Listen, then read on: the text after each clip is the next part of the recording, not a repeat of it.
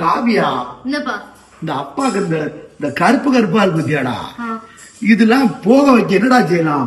உங்களுக்கு நல்ல செக்கச்சேவே இருக்கு, எனக்கு பயமா இருக்குப்பா. அதுக்கு ஒரு நல்ல பொடி ஒண்ணு வச்சிருக்கேன்ப்பா. அப்படியா? சூப்பரான பொடிப்பா. அதை போட்டு நான் உடனே போயிடுப்பா. கருப்புறம் பேருமாப்பா? ஆமா, எடுத்துருங்க. கூட எப்படி குளிக்கும் போது குளிக்கணுமோ? ஆமா, நீ தேய்ச்சிட்டு தண்ணி வச்சு கழுவிடலாம், போயிடும். கருப்பே இருக்காது, இருக்கவே இருக்காது. சரி சரிப்பா, பொடி கொடுப்போம்.